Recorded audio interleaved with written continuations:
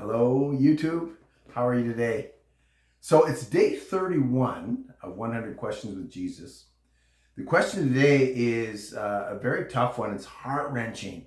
And I'll set the stage a little bit for you. But first, let me read the verse. So the verse comes out of Matthew 26:40. And the question here is, Jesus is asking his disciples, could you not watch for me one brief hour? So let me set the stage for you. This is the night of the Last Supper. Jesus had dinner with his disciples. He had declared to them a new covenant where he talked about, take this bread and eat it. This is the bread of my body, which will be broken for you. Take this wine and drink it. This is my blood, which is shed.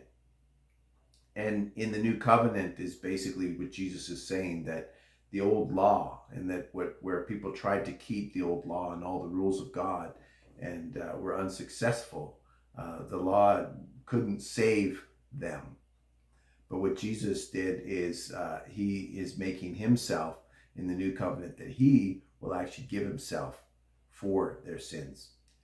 Now, I don't think the disciples fully understand everything, but when after dinner they go out to the garden and the Garden of Gethsemane, and they're to basically Jesus is asking them, pray with me, because he knows his time is short, and he knows that those that are coming to kill him are actually coming to get him in this evening, and he knows that he must voluntarily go with them and die in order for him to make the sacrifice a real sacrifice on our behalf.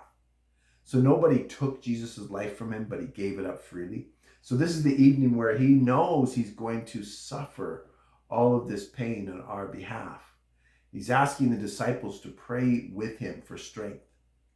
And his prayer is so intense that he has sweat drops of blood, as it describes in the Bible, where he's praying.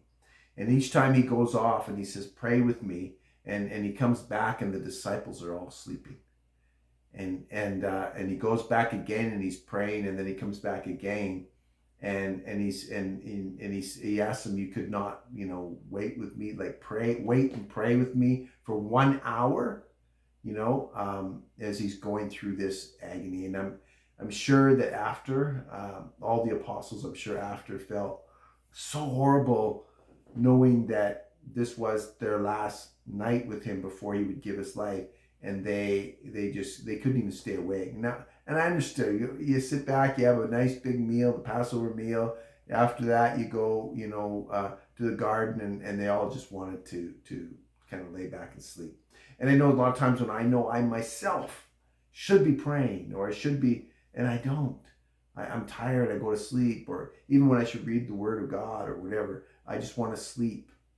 And I wonder, it seems like I get more sleepy the harder I try sometimes to read the Word of God and those sorts of things. But don't give in to that. And remember that, Jesus relies on us to do the things he's asked us to do, whether it be pray, whether it to be, stand in the gap for somebody else or do something for someone else. But pay attention to those things that God has asked you to do and try to carry them through so that you can complete them for him. God has done so much for us, and he only asks us to be faithful and to be obedient. And so I encourage you, when God asks you to do something, even a small thing, please do that for him, for he's done so much for us. I look forward to speaking to you next time. Have a great evening. Take care.